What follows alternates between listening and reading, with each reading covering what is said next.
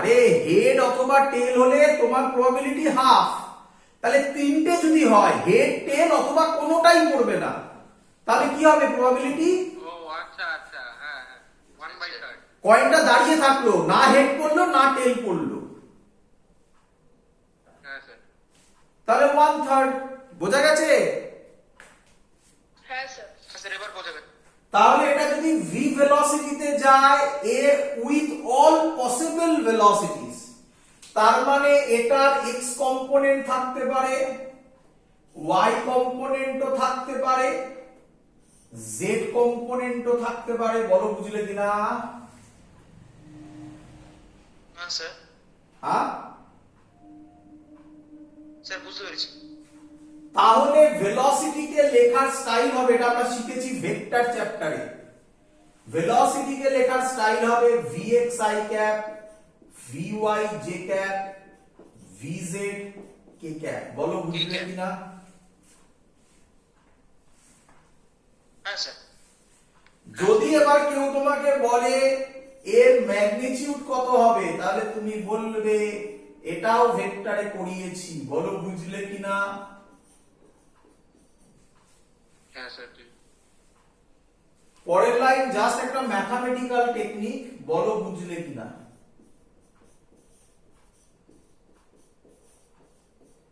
Just root তুলেছি, এদিকে square করে দিয়েছি।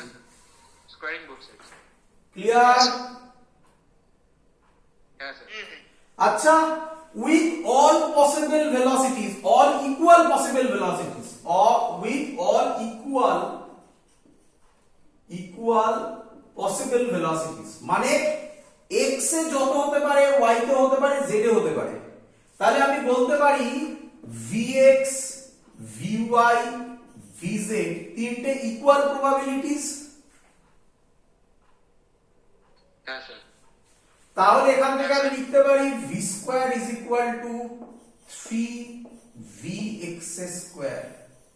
খুব ইম্পর্টেন্ট, যখন লাগবে আমি তখন শিখিয়ে নেব। আমি বলবো 2 নম্বর পয়েন্ট দেখো অ্যাজাম্পশনের, তখন আমি এটাকে টানবো। তোমাদের বইতে যা স্টেটমেন্টটা লেখা আছে এটা করে দেওয়া নেই। এটা কোথায় করে দেওয়া আছে? ডিরাইভেশন আমি যখন করব তখন দেখবে এটা করে দেওয়া আছে ওখানে, আমি এখানেই করিয়ে দিলাম। ক্লিয়ার? হ্যাঁ স্যার। অলের উপরে কি লিখেছে? all equal possible velocities, equal possible velocities মানে vx এ যত হবে vy তেও তত হবে, vz এও তত হবে। তার মানে vx vy vz সেম হবে with all equal possible velocities। ওটা লিখতে ভুলে গেছিলাম, পড়ানোর সময় মনে পড়লো। ক্লিয়ার? হ্যাঁ স্যার। চলো, এই হলো 2 নম্বর পয়েন্ট। 3 নম্বর পয়েন্ট মুছে দেবে। 3 নম্বর পয়েন্ট, 3 নম্বর পয়েন্ট নিয়ে অনেকে অনেক কিছু পয়েন্ট কথা বলে, আমি অত বেশি কথা বলবো না, কারণ 3 নম্বর পয়েন্ট আমার তোমাকে শেখানো অনেক আগে। দেখি ধরতে পারো কিনা তোমরা। 3 নম্বর পয়েন্ট বলছে all the collisions of gas molecules, all the collisions of gas molecules among themselves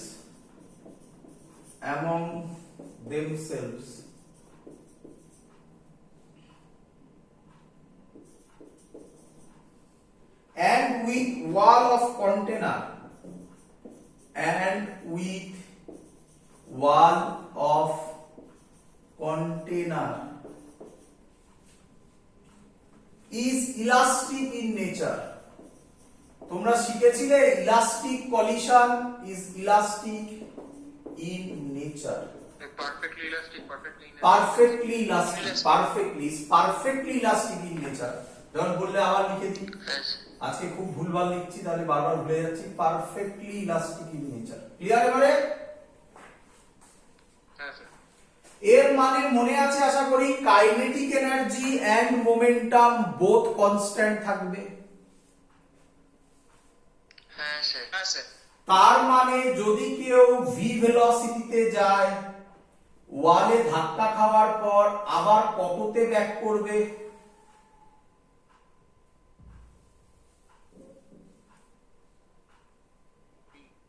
বলো ইলাস্টিক, কোনো এনার্জি লস হবে না। হ্যাঁ স্যার। কততে ব্যাক করবে বলো? ভিতে ভিতে ভিতে ব্যাক করবে। ভিতে। একদম ভিতে যাবে, ধাক্কা খাওয়ার পর এটা ওয়াল ভাবো, আবার ভিতে ব্যাক করবে। এর মানে হচ্ছে perfectly elastic in nature. Clear? হ্যাঁ sir. Number 4 point, the pressure of a gas, the pressure of a gas is due to collision of molecules, collision of molecules with wall of container, with wall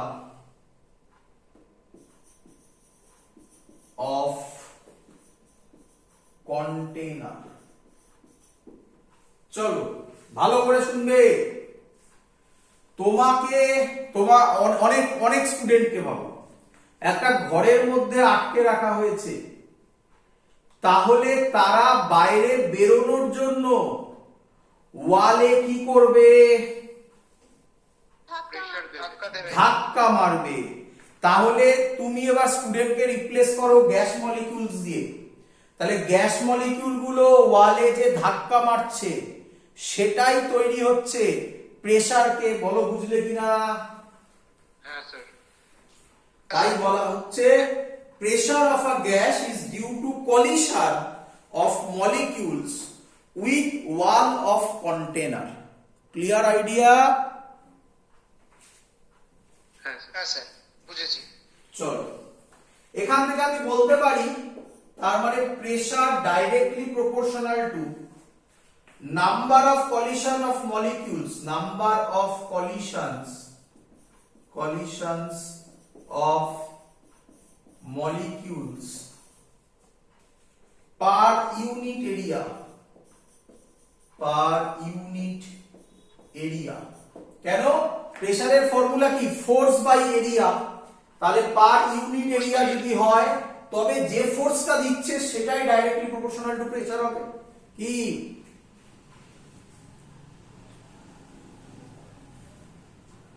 বোঝা গেল?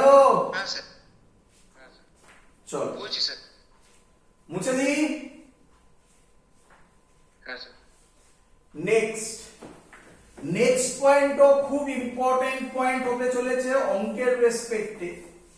কি বলছে? বলছে the kinetic theory of gases, মানে KTG, the kinetic theory of gases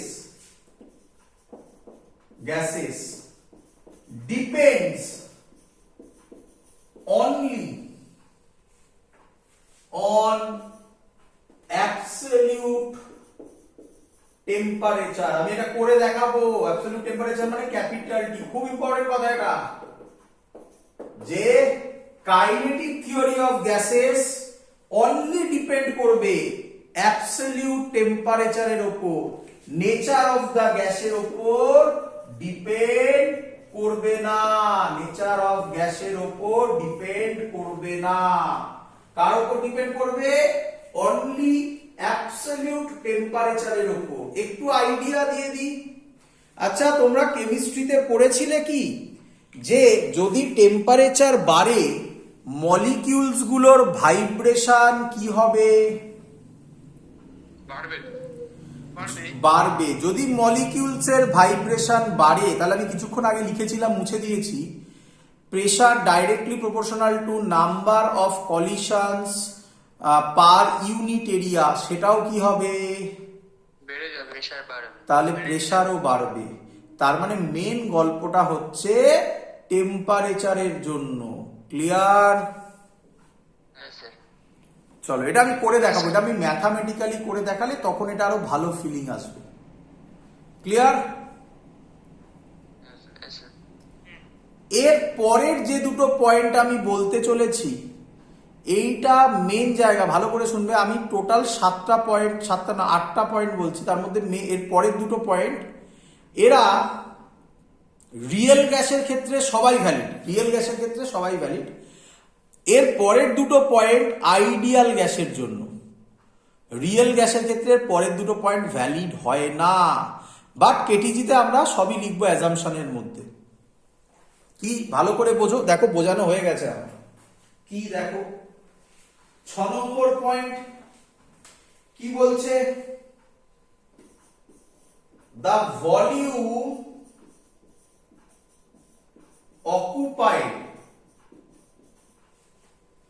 by gas molecule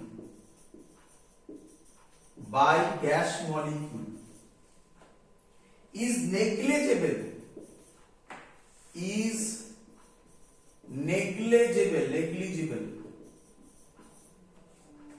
when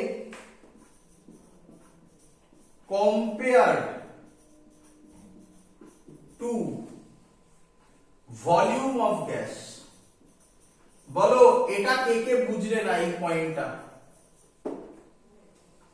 molecular volume R actual ভলিউমের কনসেপ্টটা একদম, মানে volume occupied by a gas molecule মানে এইটা 1টা 2টো 3টে 4টে 5টা 6টা 7টা 8টা 9টা 10টা, এটা তো তোমরাই আমাকে বলেছিলে। আর মোলার ভলিউম, মোলার ভলিউম। আর একটা হচ্ছে when compared to volume of the gas, volume of the gas মানে 1 2 3 4 5 6 7 8 9 10, তাই তো? হ্যাঁ স্যার। এর কম্পেয়ারে এটা নেগলিজিবল। আচ্ছা রিয়ালিটিতে কি তাই হবে?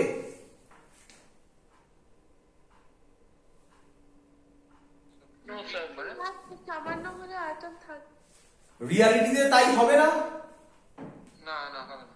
যদি রিয়ালিটিতে তাই না হয়, আমি বলে দিচ্ছি, এটা শুনে রাখো, এখানেই হবে ভ্যান ডার ওয়ালস ইকুয়েশন। আমরা এটা কোথায় করেছি? ডাইমেনশনে করিয়েছিলাম অঙ্ক। ভ্যান ডার ওয়ালস, তোমরা কেমিস্ট্রিতে করবে মনে হয়, ভ্যান ডার ওয়ালস কারেকশন করেছো? p plus a square by v square into b minus হ্যাঁ স্যার।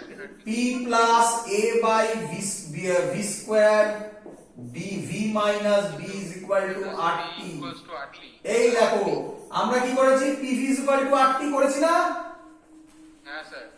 এটা কোন গ্যাসের equation? Ideal gas equation. Ideal gas. আর এটা কোন গ্যাসের ইকুয়েশন? Van der Waals. হ্যাঁ, বা রিয়েল গ্যাস বলতে পারি। ও আচ্ছা, রিয়েল গ্যাস। হ্যাঁ এবার বোঝো, এই দেখো ভলিউম নেগলিজিবল করেছিলাম, তাই ভলিউম ভি বসিয়েছি, কারণ এই ভলিউম যা, এই ভলিউম কোনো এর কাছে কোনো ভলিউমই নয়, তাই ভি বসিয়ে দিয়েছিলাম। ভ্যান ডার ওয়ালস এসে বলবে, আমাদের এগুলো নেই ফিজিক্সে, আমি জাস্ট বলে রাখছি, কেমিস্ট্রিতে তোমরা এগুলো পড়বে। ভ্যান ডার ওয়ালস এসে বলছে না এই ভলিউমটা আছে কত বি, তাই ভি থেকে বি মাইনাস করেছে। এই বি এরও ভ্যালু ক্যালকুলেট করা যায়, ফিজিক্স পরে করে দেখাবে, কলেজে গিয়ে তোমরা এগুলো পড়বে। ক্লিয়ার? হ্যাঁ স্যার। ফিল হয়েছে সবার? হ্যাঁ স্যার। চলো বুঝেছি। চলো 7 নম্বর পয়েন্ট মুছে দিলাম। এটা 7 নম্বর পয়েন্ট এখানেই ধরে যাবে। There is no intermolecular force of attraction among molecules। তাহলে তোমরা তো ছোটবেলায় পড়েছো যে যখনই মলিকিউলস থাকে তাদের মধ্যে এক ধরনের ইন্টারমলিকিউলার ফোর্স অফ অ্যাট্রাকশন কাজ করে। আইডিয়াল গ্যাসের ক্ষেত্রে বলা হচ্ছে এরকম কোন ফোর্স কাজ করবে না। বলো বুঝলে কিনা? হ্যাঁ স্যার। হ্যাঁ স্যার। তাহলে রিয়েলি কি এটা কাজ হয়? এটা কি ট্রু? না। তাই বলছিলাম 6 আর 7 নম্বর পয়েন্ট রিয়েল গ্যাসে অ্যাপ্লাইড নয়। এগুলো লিখতে দেবে না পরীক্ষায়। পরীক্ষায় কি লিখতে দেবে? Write down the basic assumption, পুরো লিখে দিলেই নাম্বার পেয়ে যাবে। এগুলো বোঝানোর জন্য বলছি, এগুলো রিয়েল গ্যাসে অ্যাপ্লিকেবল নয়। এবং ভেবে দেখো তাহলে ইন্টারমলিকুলার ফোর্স যদি থাকে তাহলে pressure PV is equal to RT ছিল, তাহলে প্রেসার যা আছে তার থেকে বাড়বে না কমবে বলো তো? কমে যাবে কমে যাবে কেন কমে যাবে? ইন্টারমলিকুলার ফোর্স অফ অ্যাট্রাকশন এমন মলিকিউল নেই, there is no intermolecular force of attraction. তাহলে really intermolecular force of attraction আছে? আচ্ছা হ্যাঁ আছে আচ্ছা যদি ফোর্স থাকে প্রেসার থাকবে না? হ্যাঁ স্যার থাকে। হ্যাঁ আছে তাহলে যা প্রেসার আছে আরো কিছু প্রেসার আসবে তো কি রে?